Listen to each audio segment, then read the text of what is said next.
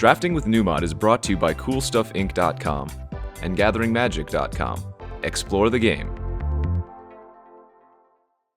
Round 1 with our sweet artifact affinity list. And yeah, gonna definitely keep this hand. Turn 2 Glint Idol, turn 3 Sickleslicer, turn 4 Etched Champion. Seems good enough for me. Greets, says the opponent. Don't think I've ever been greeted that way before, but alright, got the Flayer Husk. Yep, just gonna leave with Glint here. Gust-Skimmer doesn't block the Germ token anyways, at least not profitably, so we'll get out the Glint and start bashing in the air. Looks like the opponent might be on the green-black tokens list. Hopefully we don't see a Nest Invader. Oh, just a Sphere of the Suns. Alright, Blinkmoth is a great draw for us here. You can surprise the opponent by turning on Metalcraft. Oops, sorry, I had a little bit of lag there. As I was saying, you can surprise the opponent by turning on Metalcraft by activating the Blinkmoth Nexus. So when we have the Etched Champion, when we play it next turn, it's actually going to be a little bit safer than it first appears. Scavenger Drake is not a card I wanted to see, but we do have like Dispatch and whatnot. We're going to hold on to the Darksteel Citadel for now. Play out our Etched Champion. And bash in with both. Would not be surprised to see a block here just to make the Drake a little bit bigger.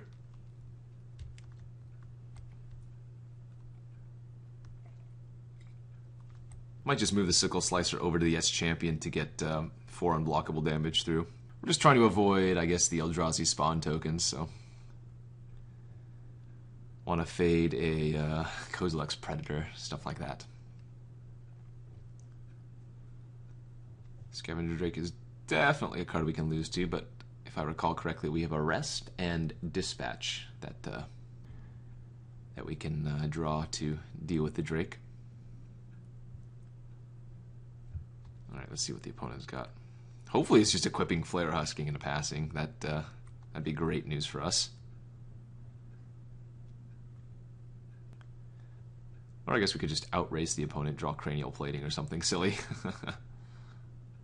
Oh, okay. So he's just equipping the Flayer Husk. I'm more than happy to move my Sickleslicer over to my Etched Champion next turn. Especially if he doesn't attack. Yeah, nice. Alright, well, few too many lands for my liking, but so it goes.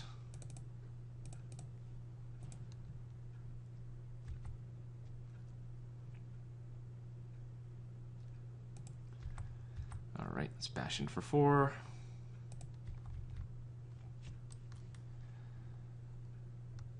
Hopefully can draw some more spells here. I am running 17 land, remember, so not too unlikely that we draw a lot. Currently we're on the 2 for... Yeah, currently we only have 4 spells to our 7 lands, so I guess that's a little bit unfortunate. A little bit unlucky. Still don't think the opponent can attack with Scavenger Drake. Otherwise, if they do, then I get a bash in for 3 in the air with the Glint and the Blinkmoth Nexus. I mean, currently well, that's not true. Currently they're on a 3-turn clock from the Etched Champion, so kind of goes both ways. They need to be a little bit proactive, but if they don't attack, then I can just, you know, keep getting with the Etched Oracle, or rather Champion. Argent Sphinx, a decent draw, not great.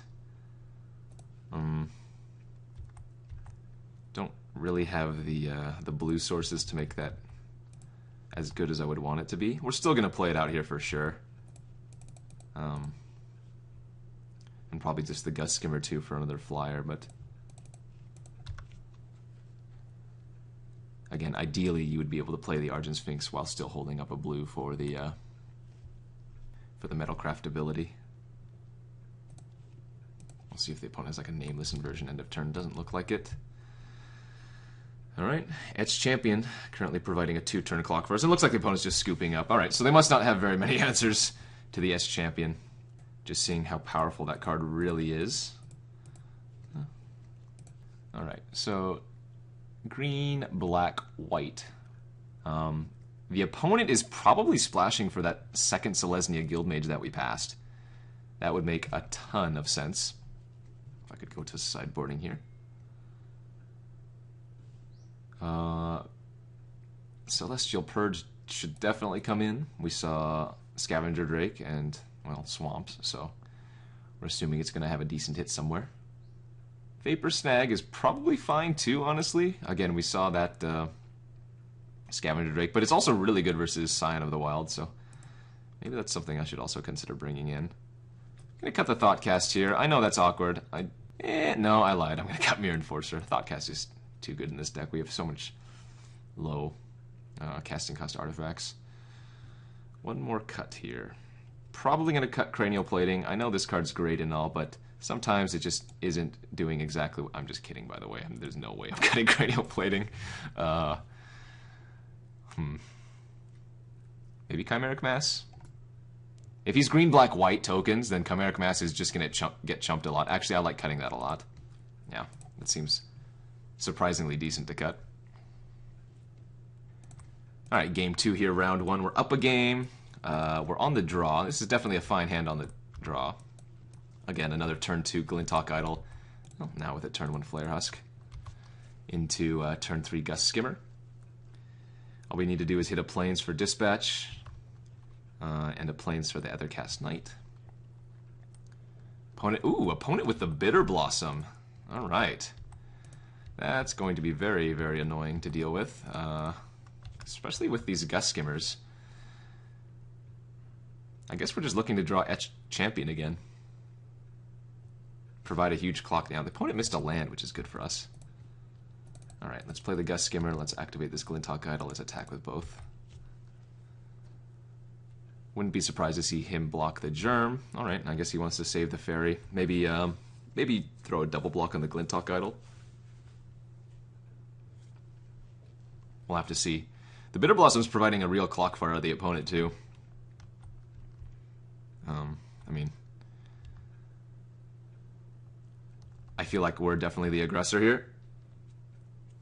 Oh, this looks like a bone. Oh, he's Sign and Blooding, too. Nice. He needs to hit his lands, but that's taking extra damage. Yeah, happy to see that. Hit the Plains. Great news. I think I can afford to wait now. We're so far ahead. So I'm going to jam the Ethercaste Knight here. Activate the Glinthawk Idol and attack for 3 in the air. And then post-combat, I'm going to play the Gust-Skimmer. I'm going to wait until I have another land before I cast the Argent Sphinx out. And yeah, I think we're in good shape. Alright, opponent drawing their lands after casting that Sign in Blood. Already at 11 life, though. What do we got for 5 mana, maybe?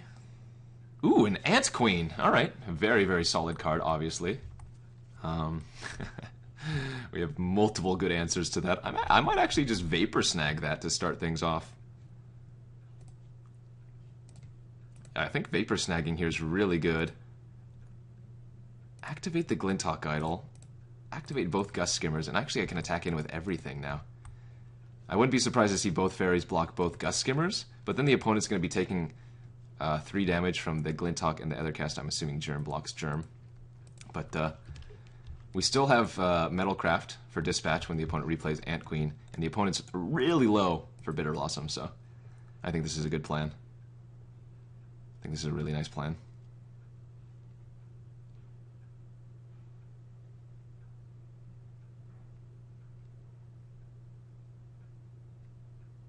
Alright, looks like the opponent's going to play the Ant Queen back out.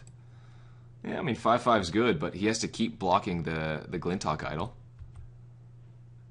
Okay, that's a great draw. Turns on the Idol. Lets me attack in. Yeah, we're going to attack in with both. Just dispatch the Queen away. Opponent's going to be taking at least 1 damage here.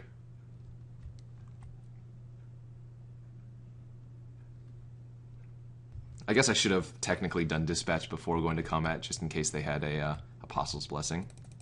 But, so it goes.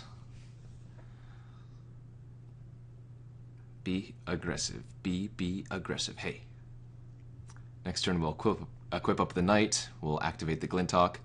Bash in with all of our creatures. Effectively force 3 trumps. And again, we're looking in great shape.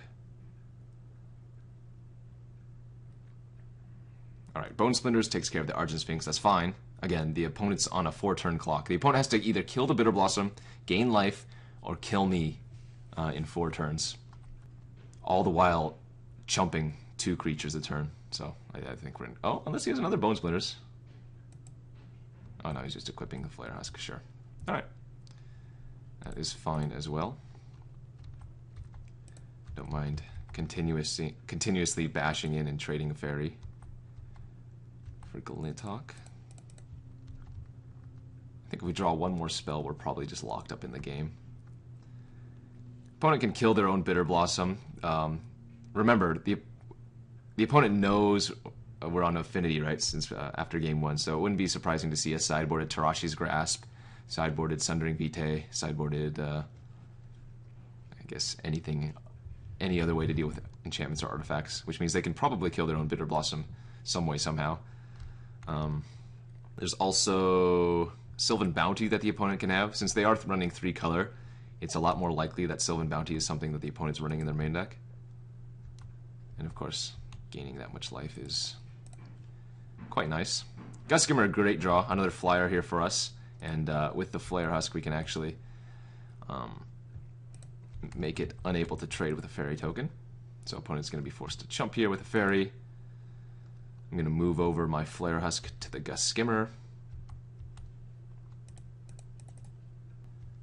And say, deal with it next turn, or GG.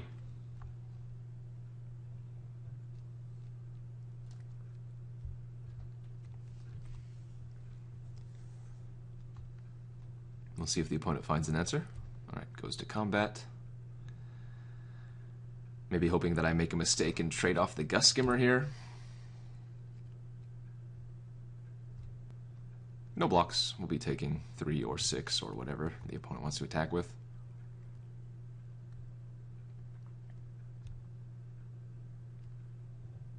The first damage we've taken this game. Alright, and we'll go to our turn.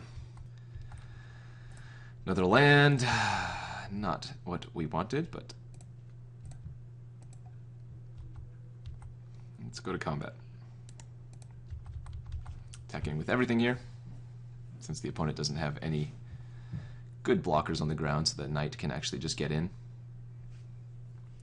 Alright, the opponent either needs removal here, or, again, Sylvan Bounty. Sylvan Bounty is the card that we want to avoid at all costs. Hopefully that's not the case. Oh, it looks like that's what it is, though. Wow, alright. The opponent drew the perfect. And now we might be in some trouble here. Because now if I don't draw spells, we're going to be in a world of hurt. We'll be taking either 6 or 7 damage this turn. Yikes. Yeah, opponent had the bounty. And again, that's the card I was talking about. Looks like another Bone Splinters here, potentially. I don't know.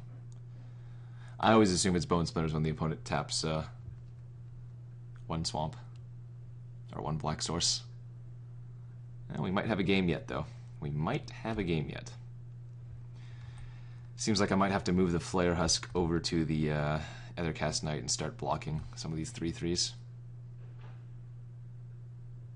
Ooh, there's the Guild Mage we were talking about. Alright, oh, so I've called just about everything the opponent could have. I assume, again, that's what the splash is for on the Selesnya Guild Mage. And, yeah, we bricked off. We bricked off. Alright. This is not where we want to be, but I think I still need to try to be a little bit aggressive here. Almost assuredly the opponent's going to block with the Fairy Rogue.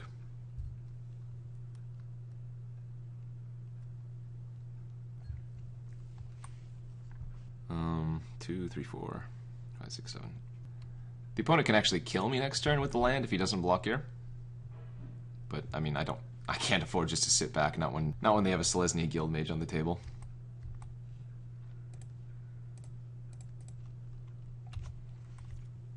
This is where we cross our fingers and pray. So it turns out I should have waited on the Argent Sphinx. Got punished by it.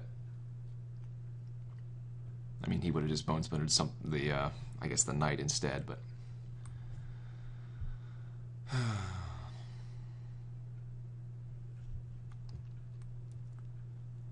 Alright, 2 black. The opponent effectively at 1 life here, because of the Bitter Blossom. I think he sees it. I think the opponent sees that we are, in fact, dead on board. All he needs to do is attack with everything here and pump up the team with the Guild Mage.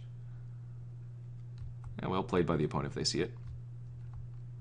Again, I don't think I can afford to not make this move.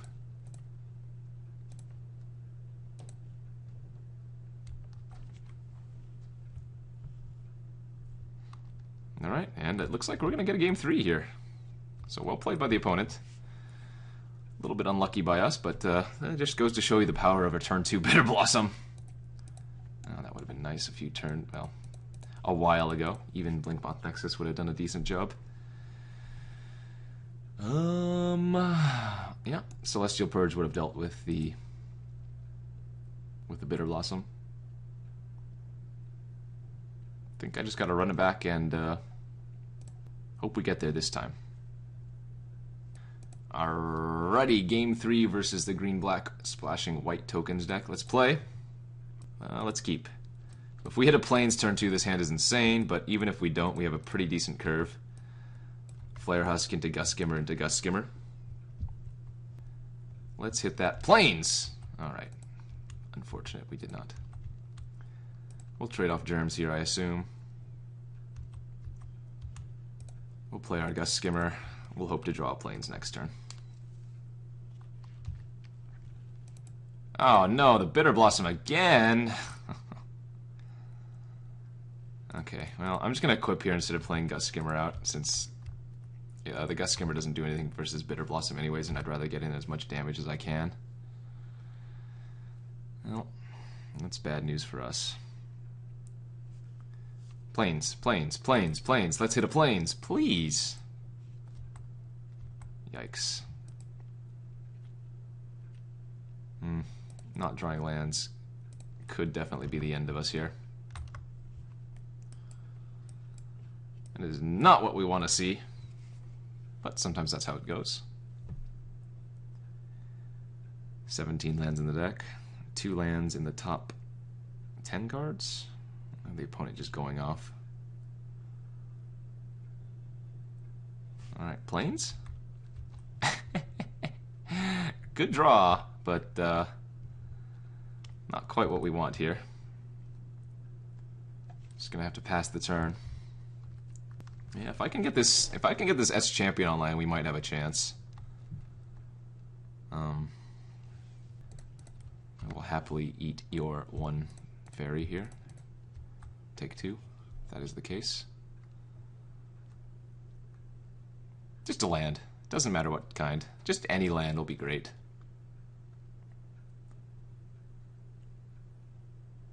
Sure. Alright, there it is. Alright, let's go to combat here first. Let's see if he taps the token, or rather the Gust-Skimmer with the Tumble Magnet. Does not. Let's get that Myrsmith online. That is our chance at coming back in this game, producing enough tokens to fight the opponent. That is our shot at this game, I believe. I'm probably going to Vapor Snag the fairy that has the Flayer Husk on it right now. I'm hoping this Myrsmith doesn't die. If not, I can play the Knight next turn and make a token, or if I draw a land, I get to play Etched Champion and make a token.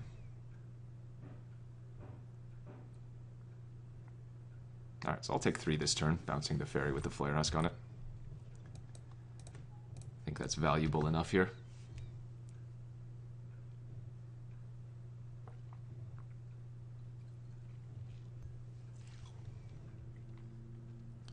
Tumble Magnet's definitely good against us. Hopefully there isn't like a Grim Affliction in the opponent's hand. Alright, so let's play the Knight. Let's make a token.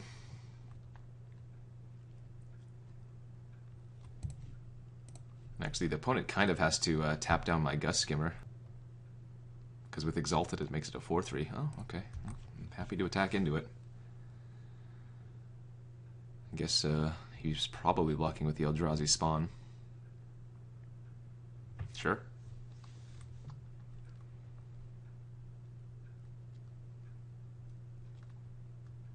I mean, if the opponent wants to use Tumble Magnet end of turn here to tap the Knight, wow, that is very aggressive. Again, just trying to fade any proliferate antics. Happy to trade off Myr with Germ Token here.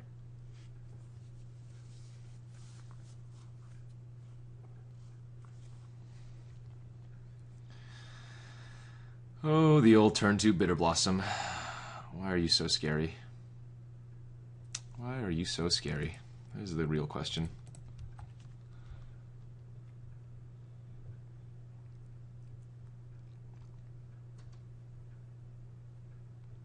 Dispatching the reassembling skeletons definitely a consideration. Alright, Flayer Husk moved over. And there's the Guild Mage.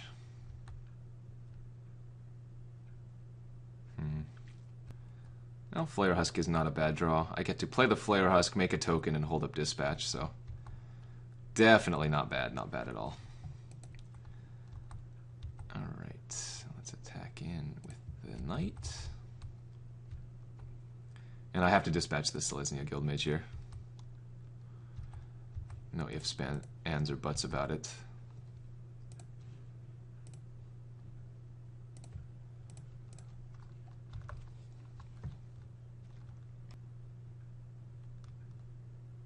Need to draw some lands, though. Need to draw some lands, otherwise I'm just going to die to the Flyers. In fact, that's what it looks like is going to happen here. If I draw a land, I might be forced just to play the Etched Champion and hold up the flying on the Gust-Skimmer.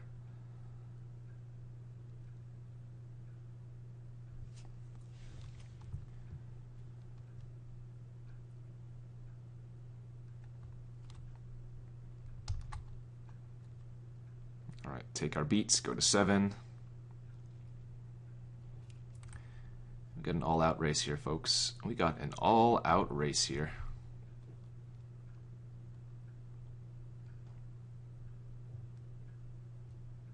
Many cards were dead too, but we can't really play around them. The unparalleled card advantage Bitter Blossom is providing is really taking its toll. Alright, Bone Splinters takes care of my Gust-Skimmer. Opponent sacking one of their fairies, I'm okay with that. Land, there we go. Okay. So what do I have to do here? I guess I have to play the Mechanist out. And I probably have to attack with everything. So the opponent's going to be taking at least 2 damage. I mean, reassembling skeleton almost certainly going on to the Myrsmith, or that or the fairy. If the opponent has like a Scatter the Seeds, I wasn't winning this game anyways.